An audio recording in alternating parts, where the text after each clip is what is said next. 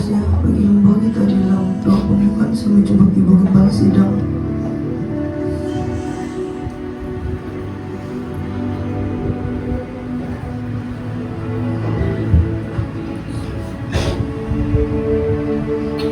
Haleluya. Oh, haleluya. Bapa kami yang ada di dalam kerajaan surga, Tuhan kami Yesus Kristus, serta Roh Kudus yang kami muliakan, yang ada di tengah-tengah kami bekerja, yang ada di dalam kehidupan kami semua. Seluruh umat-Mu sudah datang berkumpul di dalam Ka'bah-Mu yang kudus ini, memuji, meninggikan nama Tuhan yang sungguh berdaulat dan berkuasa, Sang Pencipta di atas segala-galanya. Kami bersyukur karena sepanjang minggu ini Engkau sudah menolong kami, menjaga, memelihara kami semua. Bahkan Tuhan Yesus, Engkau memberkati kami, memberikan kami damai dan sukacita di hadapan-Mu. Dan pada pagi hari ini kami percaya Engkau memberikan kami semua sukacita, memuji akan nama-Mu yang sungguh-sungguh dahsyat dan berkuasa. Tuhan Yesus, pada pagi hari ini kami menyerahkan ke dalam tangan kasih-Mu seluruh barisan imam yang Engkau telah persiapkan. Kau sudah memilih mereka, dan Engkau sudah siapkan hati mereka yang berada di hadapan kami untuk Tuhan Yesus membawa umat-Mu masuk di dalam hadirat-Mu, menyembah, memuji akan Engkau. Biarlah kemuliaan-Mu memenuhi tempat ini, dan seluruh barisan imam Engkau sudah urapi khusus buat mereka. Dan biarlah Tuhan Yesus, urapan itu ada di dalam pribadi mereka, dan bukan karena mereka berdiri dengan kekuatan mereka, tapi karena urapan-Mu dan Roh-Mu sendiri yang berkuasa di dalam hidup mereka, menjadi imam-Mu melayani Engkau pada pagi hari ini.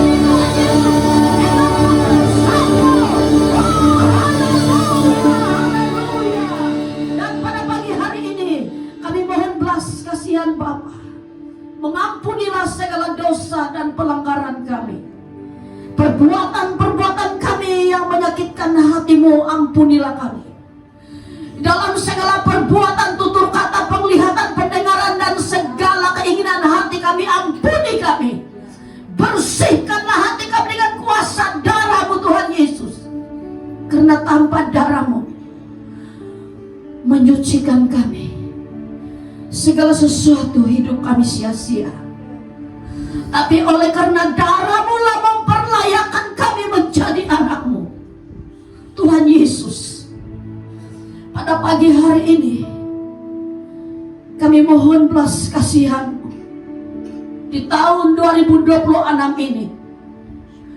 Bawalah kami lebih mendekat kepada Engkau dan tinggal di dalam hadirat-Mu, supaya dunia jangan menguasai kami lagi, tapi biarlah roh kami dibangkitkan, dan hidup kami tidak akan sama lagi seperti tahun-tahun yang berlalu.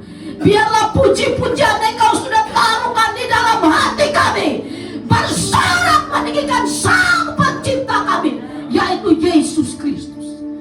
Biarlah sorakan kami di hadapan-Mu menaikkan puji-pujian ini akan memiliki kuasa yang datang daripada Engkau, supaya segala ikhtiar kuasa kegelapan bersembunyi di dalam hati manusia, di dalam unsur-unsur kedagingan, akan dihancurkan oleh kuasa puji-pujian yang datang daripada pengurapan Roh Kudus sendiri. Biarlah puji-pujian pada pagi hari ini menghancurkan pekerjaan kuasa kegelapan yang ada senantiasa mengganggu orang-orang kudus pilihan.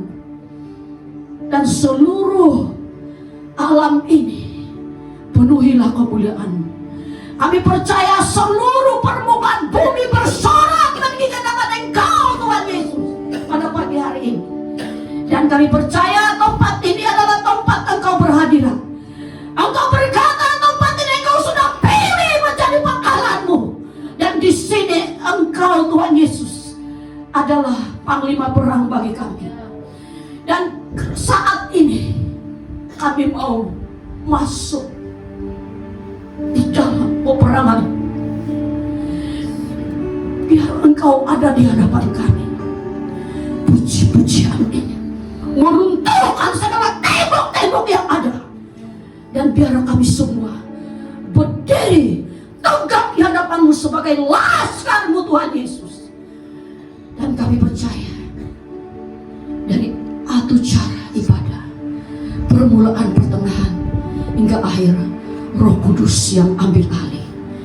Kami siap masuk dalam alam perang, dalam mulai ibadah di dalam nama Tuhan Yesus. Kami sudah berdoa serta mengucap syukur. Haleluya, amin. Haleluya. Tuhan yang kita sembah adalah hebat, dahsyat, dan perkasa. Amin. Oleh itu biarlah kita terus mengangkat lagu pujian ini. Haleluya, amin.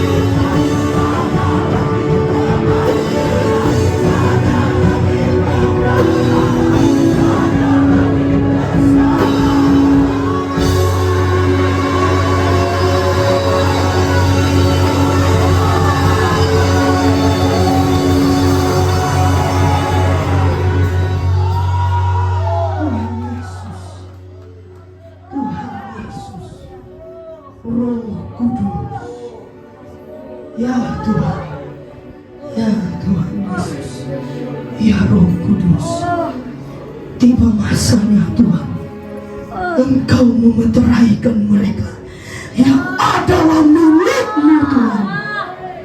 Meteraikan mereka.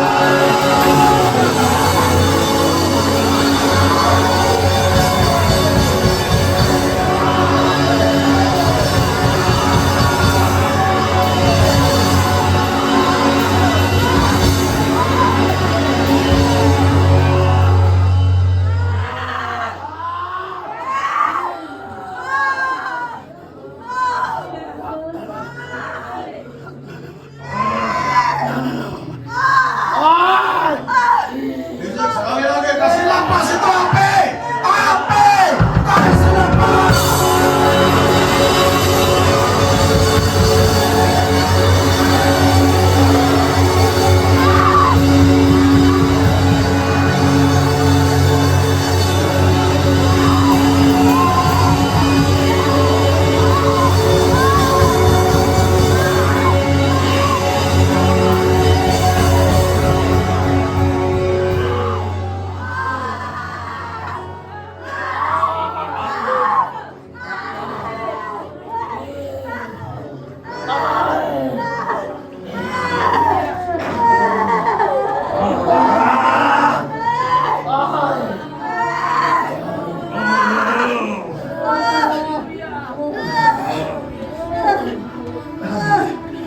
Siapa yang mau dapat?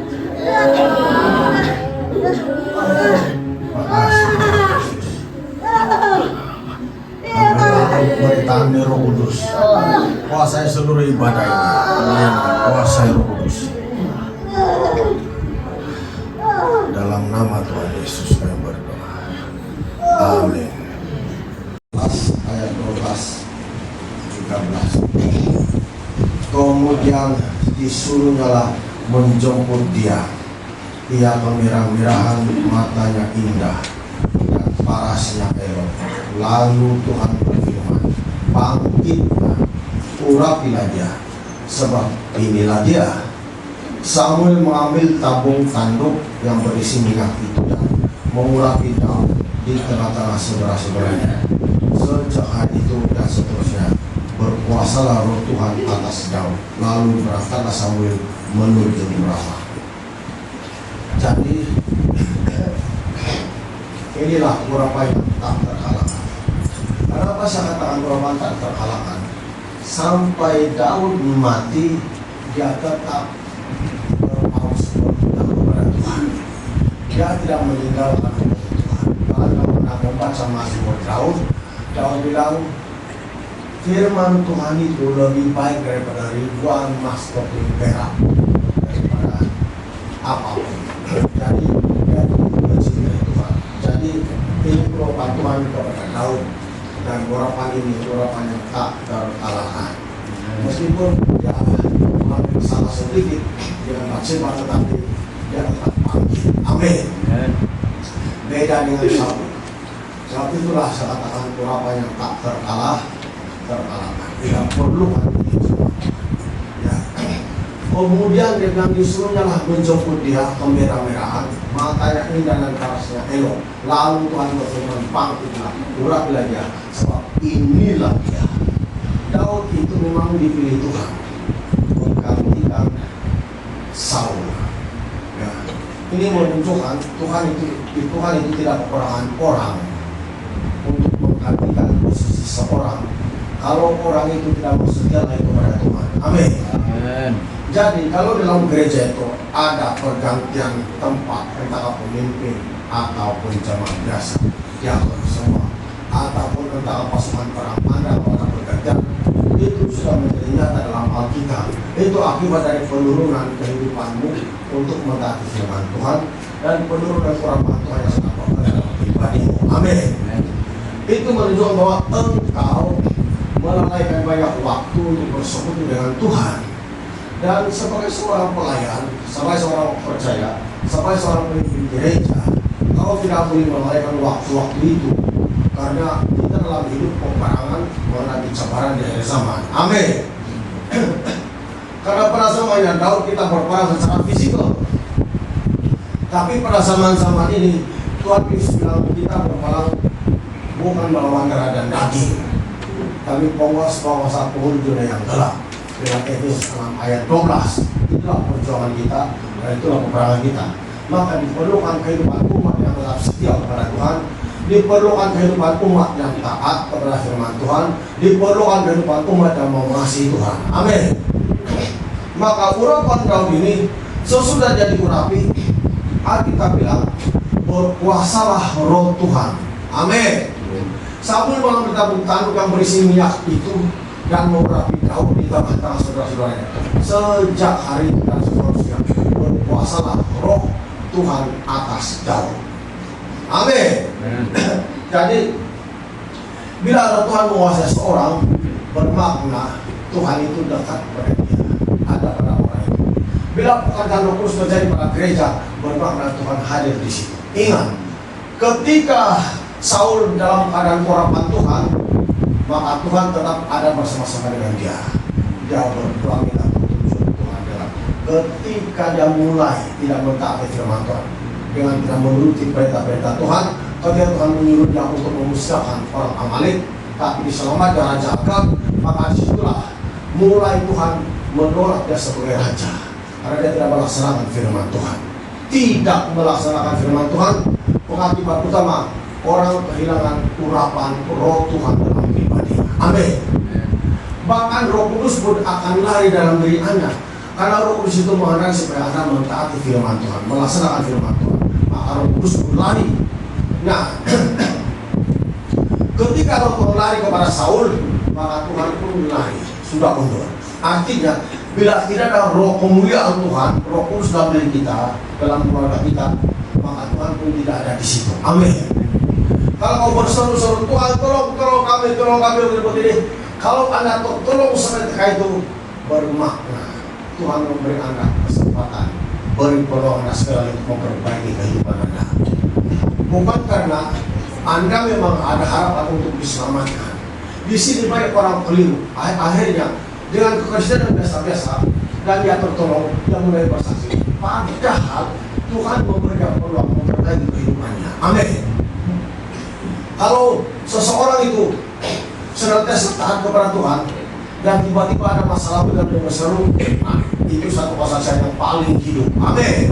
Karena ketaatannya kepada Tuhan. Tapi banyak orang tidak paham Dia pikir kalau persaksian seperti itu Tuhan sudah berkenan hidupnya. Tidak, Tuhan memberi peluang Anda untuk berpeluang kehidupan Anda sekali lagi. Amin.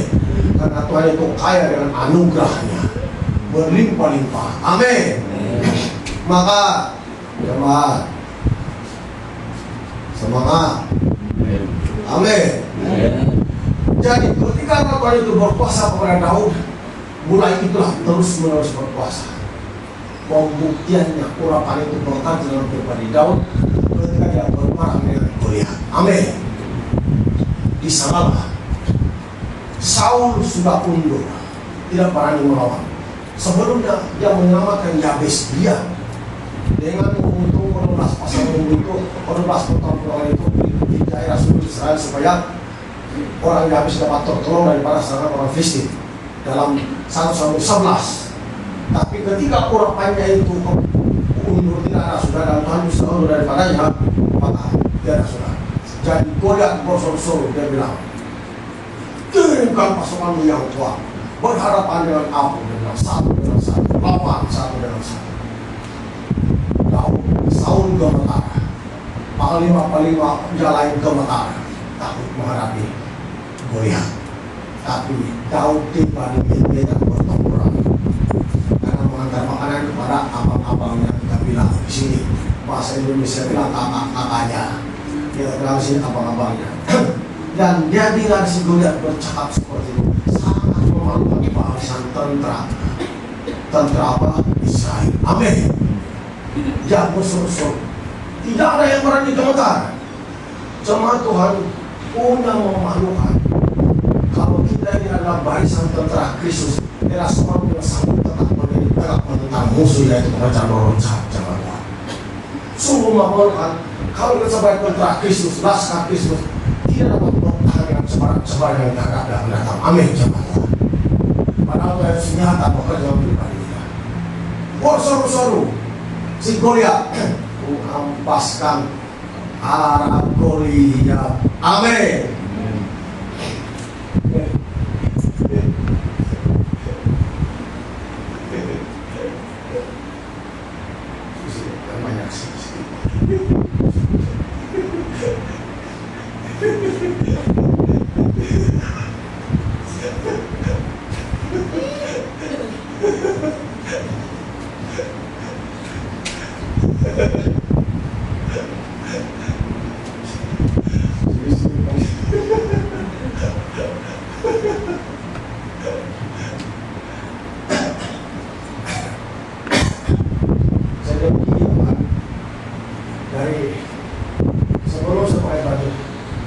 Biasanya tidak begitu, tapi tadi pagi supaya semua pagi sama itu sudah selesai itu, tiba-tiba pasang terus ada makhluk macam-macam pegang begitu.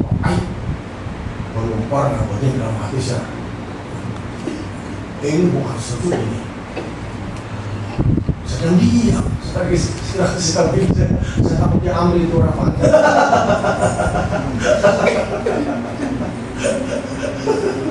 Macam budi, namanya. Tuh, nah, saya kasih rasa omen, saya ini saya kasih rasa omen.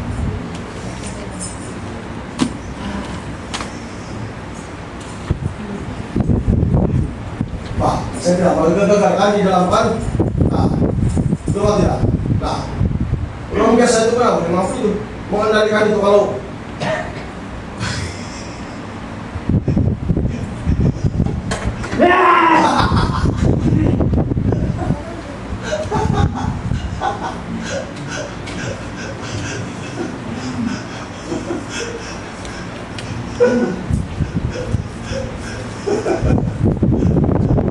siapa yang mau dapat, siapa yang tidak mau tidak.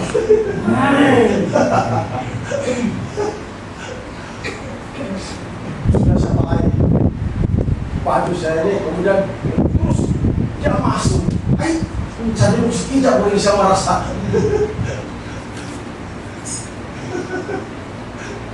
Saya tidak asal Indonesia, takut dia ambil.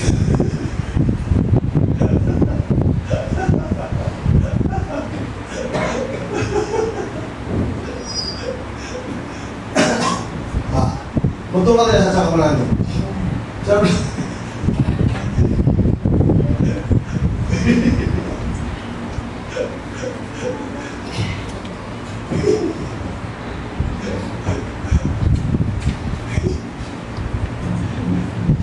betul itu saya cakap itu. Saya rasa itu.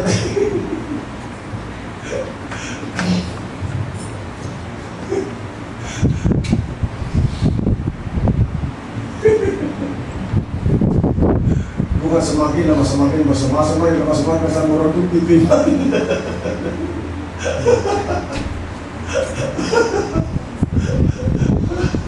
Bila ada masalah sama setan, orang sendiri dari kehidupan dari keluarganya, baru gembira semangat.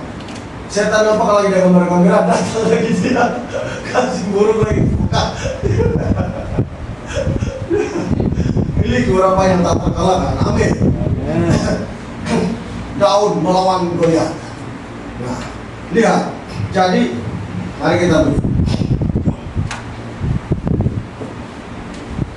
1-17, terus ayat 45 supaya cepat. Tetapi Daud berkata kepada orang Filistin itu, engkau mendatangi aku dengan pedang dan tombak dan bumi, tetapi aku mendatangi engkau dengan nama Tuhan semesta alam, Allah segala barisan Israel yang kau tentang itu. Amin. Lihat, kan dunia itu suka pakai kekerasan, tombak. Tapi orang-orang yang percaya pada Tuhan mengandalkan Tuhan, mengandalkan pengurapan. Tinggal Daud lagi yang berani melawan orang Filistin. Goliat itu bicara soal kehidupan kita sehari-hari, cobaan, cabaran, masalah keuangan, masalah keluarga, masalah begini. Itulah dia Goliat. Kau tidak boleh mengalahkannya dengan pembangunan kayu, banyak pikiran dari otak kau mengatasi.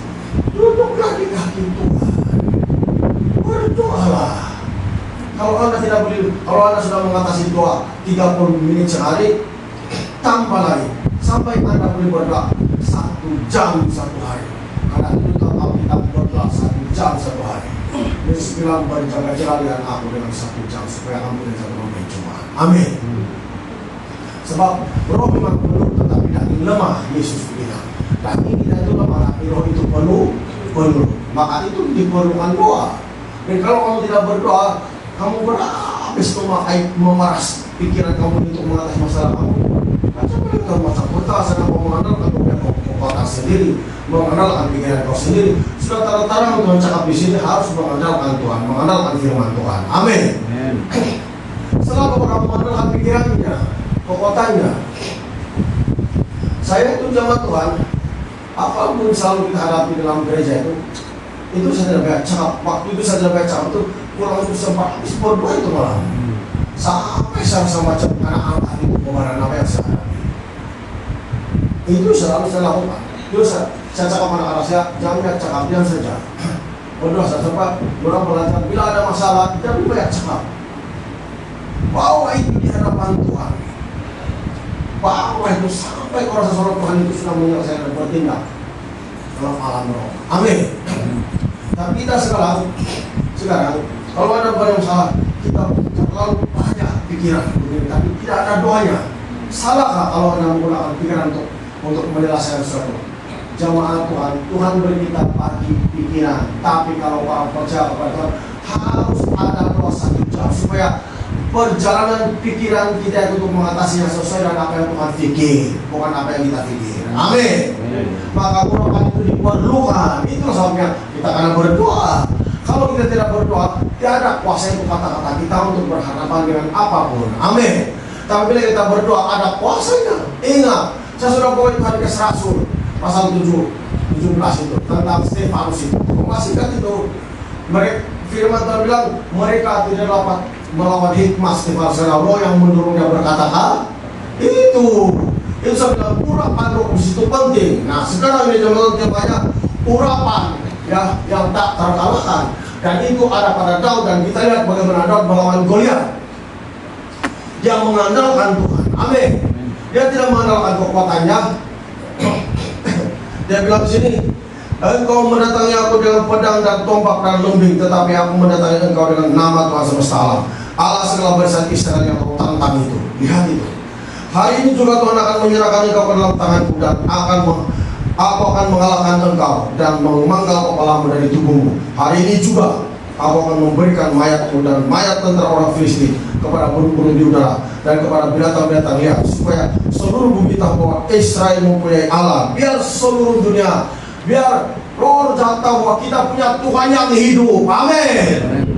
Itulah sebabnya kenapa kita perlu berdoa, kenapa mengenalkan Tuhan, ya, supaya di sebalik kemenangan kita itu bukan kita, tapi Tuhan bilang Daud itu dia cakap-cakap. Itulah sebab hanya urapan kemenangan yang tak terkalahkan. Karena dari awal Daud bertemu sampai dengan kita tidak pernah kalah, sampai dia diangkat menjadi raja atas seluruh Israel. Jawab 3 kali dari urapi. Amin. Urapan pertama ini, urapan kedua menjadi raja atas suku Yehuda, urapan ketiga menjadi raja atas seluruh bangsa Israel. Amin, jemaat Tuhan. Menggenapi yang difirmankan Tuhan. Itulah urapan. Apabila di gereja ini bertambah itu, urapan mungkin mengatakan urapan untuk suku Yehuda. Ketiganya urapan atas seluruh negeri sama. Amin. Bahkan seluruh Malaysia. Amin. Haleluya. Tapi apakah Anda masih bersemangat? Apakah Anda masih berapi-api, jemaat Tuhan? Aduh. Lihat itu si jauh. Ya. Dan supaya segenap jemaat ini tahu bahwa Tuhan menyelamatkan bukan dengan pedang dan bukan dengan lembing, sebab di tangan Tuhan pertempuran dan Dia pun menyerahkan kamu ke dalam tangan kami. Amin. Karena kalau apapun urusan kita sekarang ini, kadang-kadang kita perlu duit untuk kasih untuk angka atau dorong kita begini, tapi tidak juga berhasil. Sebab kau tidak berdoa. Amin. Banyak udah di pikiran. Itulah banyak lembing dan pedang termasuk itulah itu keuangan itu dipergunakan sekarang. Tapi kalau kau berdoa, Tuhan Yesus yang jaga Tuhan Tuhan kasih gerak supaya melakukan apa yang menjadi keperluan kita. Amin. Karena kita mau gunakan itu betul-betul untuk memuliakan nama Tuhan. Apapun. Itulah sedang mesti berdoa. Kalau tidak berdoa susah itu, biarkan urapan kemenangan itu mengalir dalam pribadi kita masing-masing. Amin. Urapan kemenangan itu biar mengalir.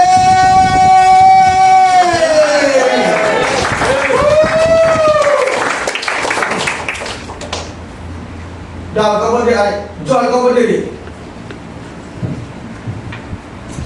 Kamu mesti semangat. Ini di sini. Kamu mesti semangat. Urapan kemenangan bilang. Kamu mesti semangat. Kuat, mesti kuat. Urapan kemenangan.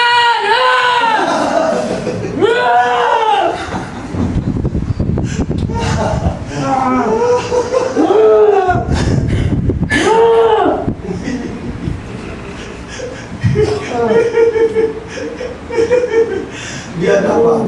Macam mana kamu yang tidak mau? Kalau kamu selalu disuruh kamu urapan kemenangan. Urapan kemenangan. Takut.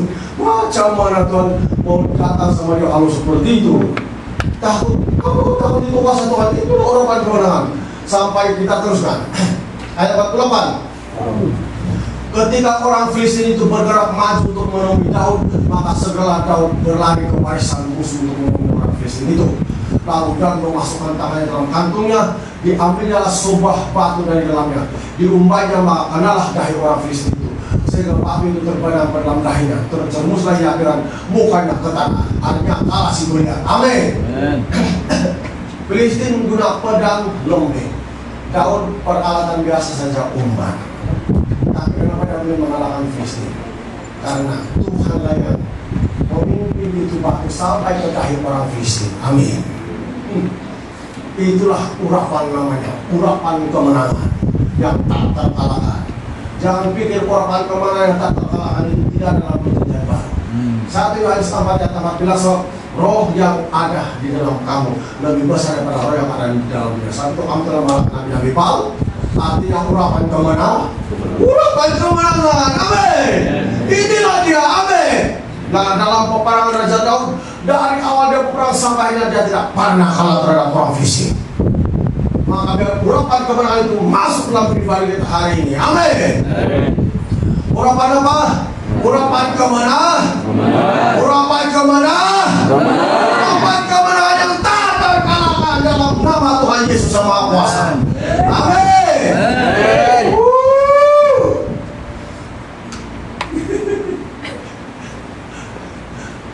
Johan betul-betul ada kan Tuhan? Itu apa?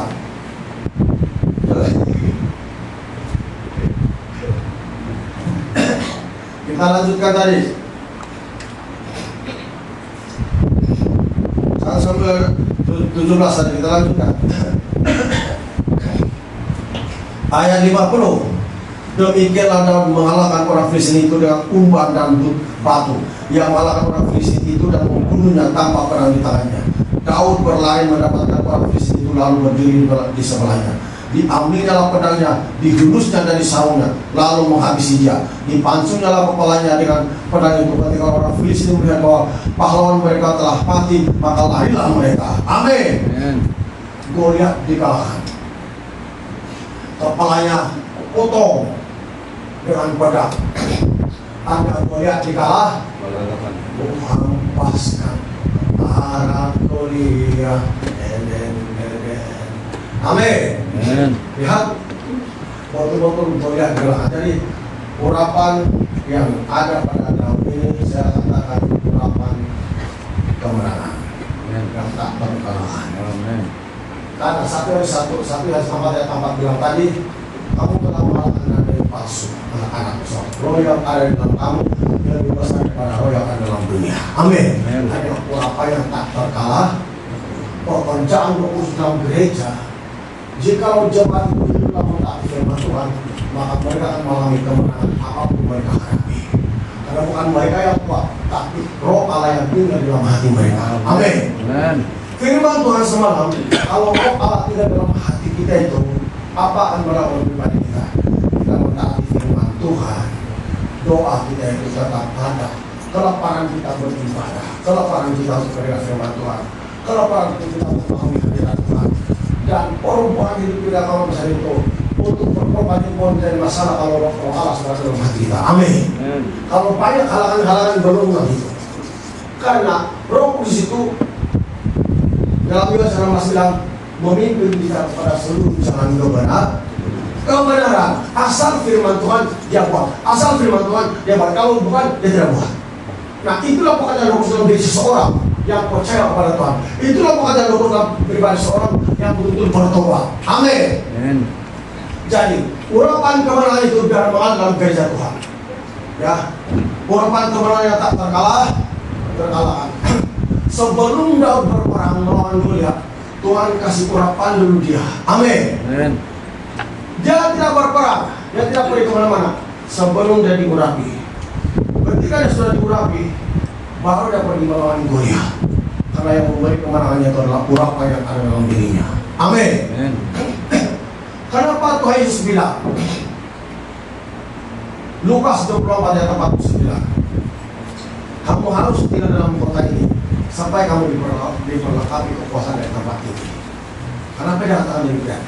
Sebelum melangkah pelayanan, perlu kita itu menerima pengurapan dari Roh Kudus supaya kesaksian kita itu menjadi kesaksian yang biasa-biasa saja, tapi betul-betul membuktikan bahwa yang kita beritakan itu adalah Yesus dan bahwa orang tahu bahwa kita itu betul-betul utusan Tuhan untuk menyampaikan yang terbaik kepada semua orang. Amin. Dan kesaksian kita itu supaya menjadi hidup. Amin.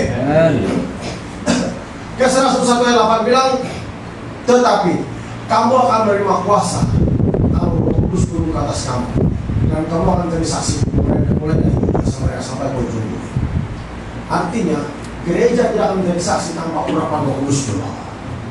Itu sebabnya banyak sekarang orang Kristen cepat kalau dipanggil pelayanan cepat dia pergi. Bukan karena Roh Kudus sudah ada dalam pribadinya, tapi karena dia mau mendahului rencana Tuhan dalam hidupnya. Karena Tuhan berfirman, mana Tuhan berkenan seperti itu? Kau melayani di mana-mana, bersaksi di mana, tapi tidak apa-apa orang rasa apa yang kau katakan.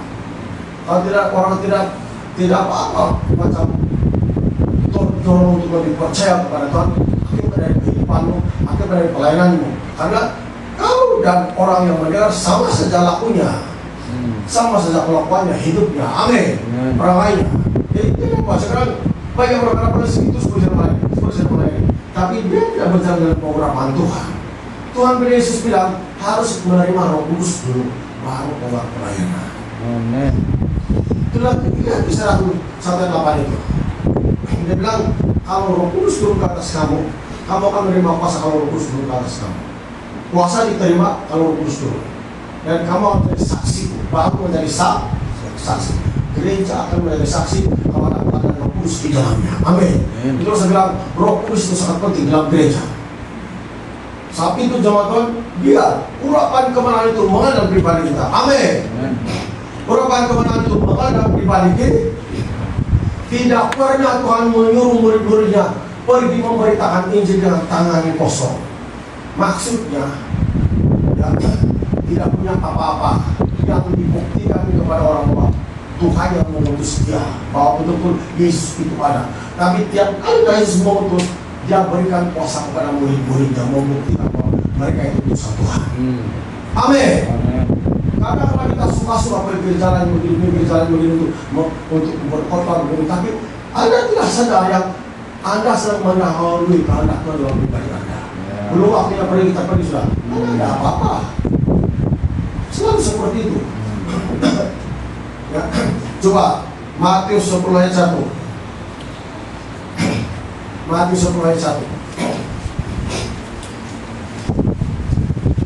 Yesus memanggil 12 muridnya dan memberi kuasa kepada mereka untuk mengusir roh-roh jahat dan untuk melenyapkan segala penyakit dan kelemahan mereka. Amin. Apa itu? Tiap kali Tuhan mengutus, dia beri kuasa. Tiap kali Tuhan mengutus, dia beri kuasa supaya orang percaya bahwa kau itu hamba Tuhan, kau itu percaya Tuhan, kau sudah bertobat, kau itu betul Tuhan. Amin. Dan karena kita kalau pulang di kampung di mana-mana, orang tidak rasa apa-apa perubahan dalam hidup kita, karena kita sudah terpengaruh dengan kehidupan orang yang sudah beragam ataupun sudah bermacam-macam adat yang kita turun-temurun dari nenek moyang. Kan kita tidak berani sudah mempertahankan kebenaran. Nah, tapi urapan itu membuat kita berat, karena urapan itu membuat kita mengasihi Tuhan lebih daripada segala sesuatu. Urapan itu membuat kita menghormati Tuhan lebih daripada saudara-saudara kita atau siapapun. Karena Yesus sudah sendiri berfirman, dia bilang, barang siapa mengasihi bapaknya saudaranya lebih daripada aku yang tidak layak bagi kerajaan surga. Nah, itulah prinsip orang Kristen. Makanya salah satu itu kebenaran harus diberitakan. Kebenaran itu tak kebenaran. Ayat 7, Matius 10 ayat 7. Pergilah dan beritakanlah kerajaan surga sudah dekat. Nah, dari dulu lagi Yesus sudah mengatakan kerajaan surga sudah dekat. Sembuhkanlah orang sakit, bangkitkanlah orang mati, tahirkanlah orang kusta, usirlah setan-setan. Kamu telah memperoleh dengan cuma-cuma. Karena itu beritakanlah pula dengan cuma-cuma.